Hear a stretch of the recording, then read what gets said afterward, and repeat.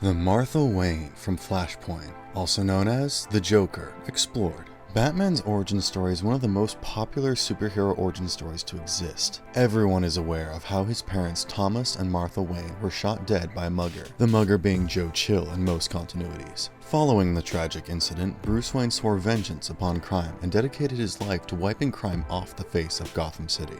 Holy crap, it's Batman!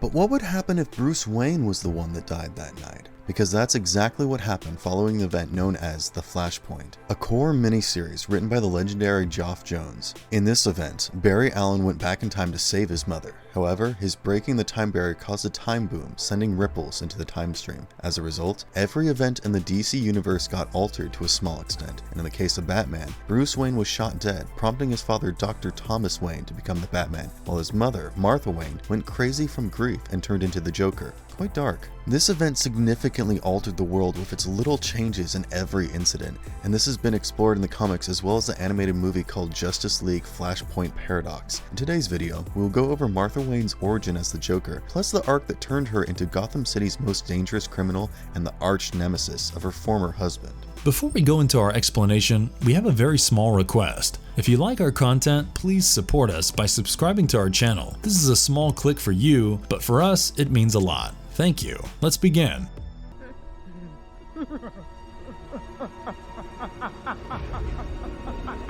The tragic story of Martha Wayne's Joker from Justice League, The Flashpoint Paradox. Directed by J. Olivia, Justice League The Flashpoint Paradox is a 2013 animated film that revolves around a world that Barry Allen accidentally created after he ran back in time to save his mother, Nora Allen. After causing the Flashpoint Paradox, Barry seemingly loses his memory of it and finds himself back at his workplace. However, his conversations with his colleagues and superiors help him realize that something is wrong with this new world, a world devoid of the Flash. He heads outside and finds his mother. That should be great, right? Wrong. His wife, Iris, is married to another one of their colleagues, and she has a child with him. Batman in this reality uses guns and has no problem killing. Superman is a prisoner of the American government and has been terribly weakened by artificial red sun radiations. Cyborg works for the government. The Amazonians and the Atlanteans are fighting one another, while the Amazonians have destroyed London to turn it into a new Themyscira. And certain incidents ultimately cause this new world to fall to its destruction when Aquaman remotely detonates an Atlantean weapon that was being powered by a captive Captain Atom. During one of his initial conversations with his mother, Barry realizes that this world does not have a Flash. He also does not have his superpowers anymore. What he does find out is that Batman exists as a superhero. We soon get a glimpse of Batman fighting Yo-Yo, the Flashpoint version of Harley Quinn, and he is a lot older than he should be, uses guns and almost kills Yo-Yo, but one thing has remained constant, that he is desperately looking for the Joker. When Barry Allen goes to the Batcave to find Batman, he learns about Dr. Thomas Wayne being the man behind the mask. He needs his help to turn things back to normal, but this Batman is ruthless and 100% uninterested in helping Barry out with getting his powers again. But when he hears about Bruce being alive in Barry's timeline, at the cost of his and his wife's death, he offers his help. After the first failed attempt at getting his powers back, Bruce tends to Barry's third-degree burns when Barry's mind is flooded with several images, which are actually his memories from this reality. In these new memories that try to replace the old ones, a meteor-like object crashes into Metropolis, not too far away from Martha and Jonathan Kent. The Amazons and the Atlanteans ally with one another, but Queen Mara finds out that Arthur Curry is having an affair with Diana. She later attacks Diana and is subsequently killed by the Amazonian, who goes on to wear Mara's crown on her head as a warning to Atlantis. But the act causes the Atlanteans to seek war against the Amazonians. And finally, Barry witnesses the scenes of that night at Crime Alley when Bruce Wayne was killed. While Thomas beat the mugger into a pulp, Martha Wayne held her son and got his blood all over her hands. When she realized that he was dead, she covered her mouth with that bloodied hand and cried. However, her crying soon turned into menacing laughter, and when she removed her palm, the blood had smeared her face, mimicking the smile of the Joker. She later went on to become a terribly evil criminal who was Thomas Wayne's Batman's biggest rival. The second try at mimicking the incident that created the Flash is successful, and Barry Allen gets his powers back. However, he is unable to tap into the Speed Force for time traveling due to Eobard Thawne's presence in this reality, where the Speed Force is not strong enough. Basically, there's not enough of it for a speedster to travel in time while two speedsters coexist simultaneously. This proves to be an obstacle throughout the rest of the movie, until one of the climactic scenes where Batman kills Thawne by shooting at his head. With no other speedster present, Barry is able to tap into the Speed Force once again to prevent his past self from changing the timeline. This movie only glosses over Martha's origin as as the Joker. In the comics, there's a lot more detail and content, making this origin story much more sinister and darker than many can imagine.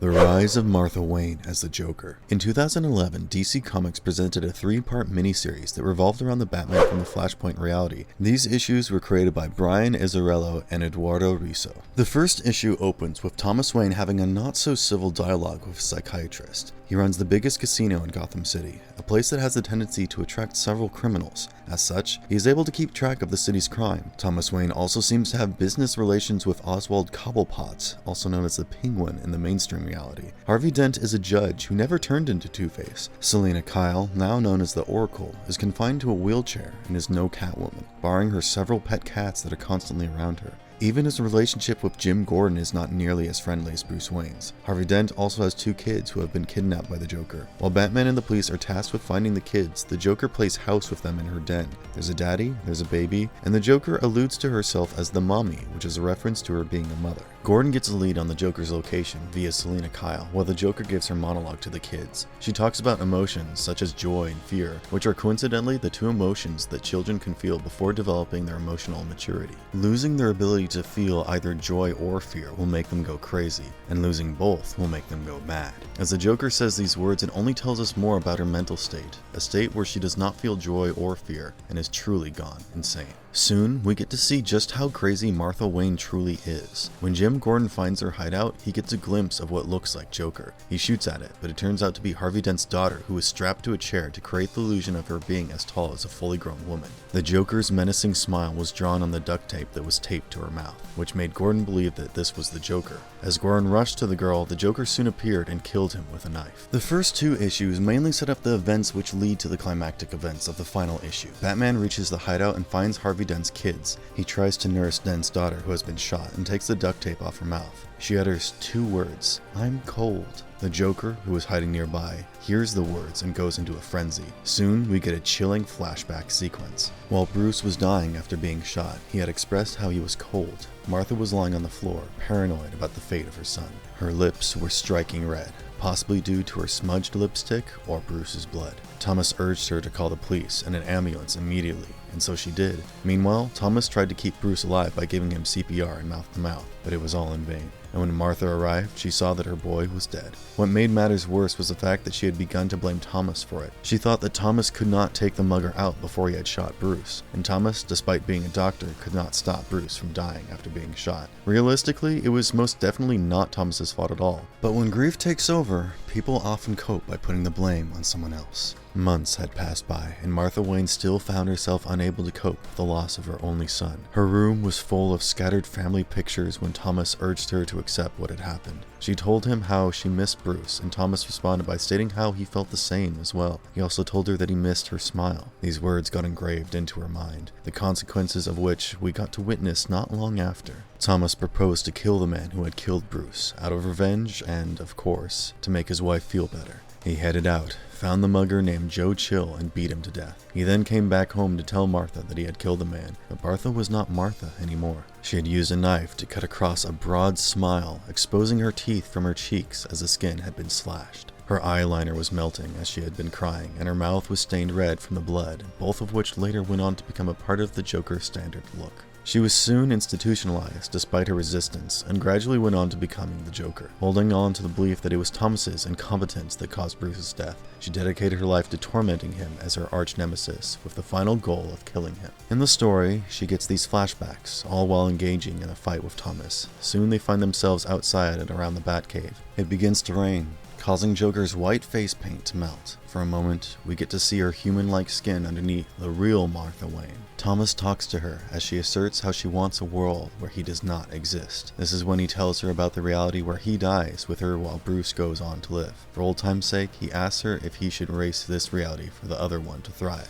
The idea of her son being alive makes Martha emotional, and she agrees to it. She asks him what Bruce does in this reality. Thomas talks about how he follows in his father's footsteps and becomes a doctor. But before he can take those words back, Martha runs away. Probably because she has come to hate this Thomas and does not want her beloved son to follow in those footsteps. She asks Thomas to stay away from her while he chases after her. Soon, she falls into a ditch. Thomas tries to save her, but a swarm of bats fly over him, preventing him from saving her. Martha hurts her head from the fall and she dies as she almost mentions how the world is a bad place. In a way, this storyline is a lot more morbid than the original. Not only does Martha lose her child, but she comes to hate the only person who could have brought her some solace. But it is the hardest for Thomas, as he loses not only his child, but watches the woman he loves turn insane to the point of becoming the most lethal force in Gotham City and his life. He also has to live with the fact that she blames him for not being able to save their son. And with that, today's video comes to an end. What did you think of Martha Wayne's Joker? Did you enjoy this video? If yes, then don't forget to leave a like and comment on this video. Till then, goodbye and have a nice one.